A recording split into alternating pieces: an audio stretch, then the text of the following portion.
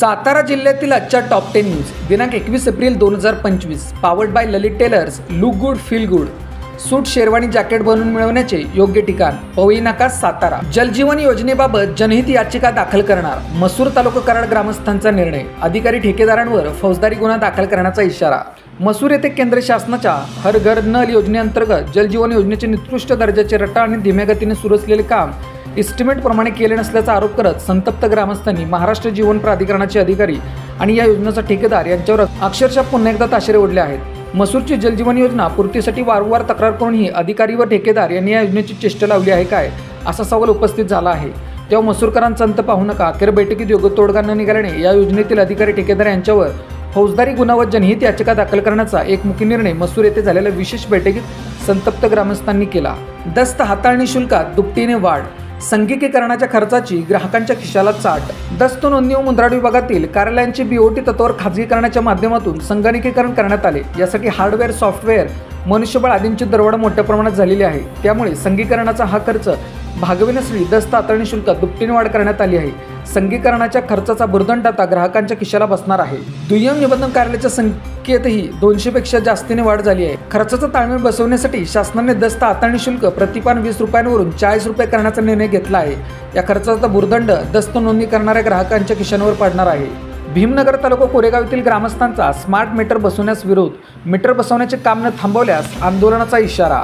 महाराष्ट्र राज्य विद्युत महामंडळाने कोरेगाव तालुक्यातील एका एजन्सीमार्फत नवीन स्मार्ट मीटर बसवण्याचे काम सुरू केले आहे. ग्राहकांना याबाबत माहिती न देता सुस्थितीतील जुने मीटर काढून त्या ठिकाणी नवीन स्मार्ट मीटर बसवून ग्राहकांची लूट करण्याचे धोरण कंपनीने हाती घेतले आहे.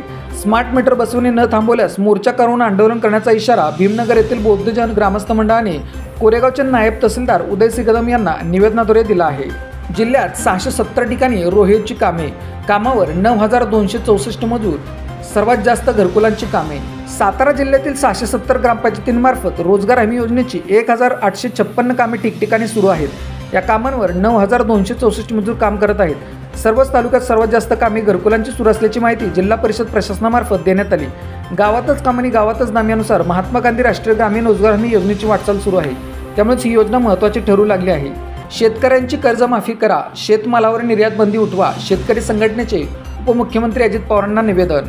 शेतकऱ्यांना कर्जमुक्त करून त्यांचा 7/12 कोरा करा. शेतमालावरील निर्यात बंदी उठवा. साखर कारखान्यामधील हवाई अंतर कमी करा. यासह विविध मागण्यांसाठी शेतकरी संघटनेच्या पदाधिकाऱ्यांनी कराड येथे उपमुख्यमंत्री अजित पवार यांना निवेदन दिले. जिल्हाध्यक्ष अनिल घराळ यांच्यासह त्यांच्या सहकाऱ्यांनी या मागण्यांबाबत नामदार अजित पवार यांच्याशी चर्चा केली. टोमॅटोचे दर पडल्याने शेतकरी हवालदिल. अलीकडे सर्वच पिकांचे प्रतिकूल परिस्थितीत उत्पादन घ्यावे लागत आहे. त्यामुळे लागणीपासून काढणीपर्यंत मोठ्या प्रमाणात खर्च येतो. चांगला दर मिळाला तर शेतकऱ्यांच्या पदरी कष्टाचे मोल पडत आहे.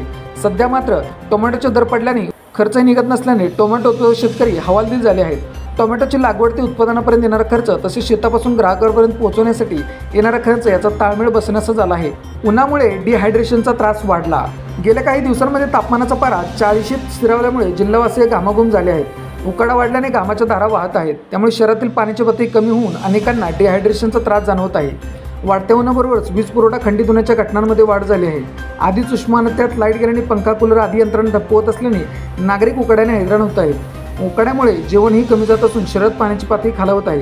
त्यामुळे थकवा, हातपायांना गोळे, चक्कर आदी लक्षणे जाणवत आहेत. नागरिकांनी फळे, ताक, सरबतावर भर देण्याचा सल्ला आरोग्य तज्ज्ञांकडून देण्यात येत आहे. सैदापूर तालुका सातारा येथे कडब्याची गंज जळून खाक. सैदापूर तालुका सातारा येथील शेतकरी गणपत लक्ष्मण पवार यांच्या घराच्या पाठीमागे असलेल्या कडब्याच्या गंजीस 20 तारांच्या घर्षणामुळे अचानक आग लागली. या आगीमुळे पवार यांच्या गंजीतील सुमारे 800 कडब्याच्या पेंड्या जळून खाक झाल्या. शनिवारी दुपारी 3च्या सुमारास लागलेल्या आगीमुळे पवार यांचे मोठे आर्थिक नुकसान झाले. आग ओटक्यात आणण्यासाठी सातारा नगरपरिषदेच्या अग्निबॉम्बास प्राचारण करण्यात आले. अग्निशामक दल व ग्रामस्थांच्या मदतीने ही आग आटोक्यात आणली. परंतु आगीने रोधून केल्याने काही क्षणातच गंज आगीमुळे भस्मसात झाली. या घटनेचा पंचनामा तलाठी गणेश बोबडे यांनी केला आहे. याबाबत योग्य ती दखल घेऊन नुकसान भरपाई मिळण्याची मागणी कुटुंबियांकडून करण्यात आली आहे. मोरणा गुरेघर धरणात 45.26% पाणीसाठा शिल्लक. तीव्र उन्हामुळे पाणी पातळी खालावली. वीज निर्मितीही बंद. मोरगिरी विभागाला वरदायिनी ठरलेल्या मोरणा गुरेघर धरण प्रकल्पातील पाणीसाठा होण्याची तीव्रता वाढू लागल्याने खालावत चालला आहे. सध्या धरणात 45.26% इतका पाणीसाठा शिल्लक आहे. धरणातील पाणीसाठा कमी झाल्याने धरणातून होणारी वीज निर्मिती बंद करण्यात आली आहे. तापमानात वाढ होत असताना अनेक ठिकाणी असणारे पाण्याचे स्रोत बंद झाले आहेत. नदी व विहिरींची पाणी पातळी खालावली आहे.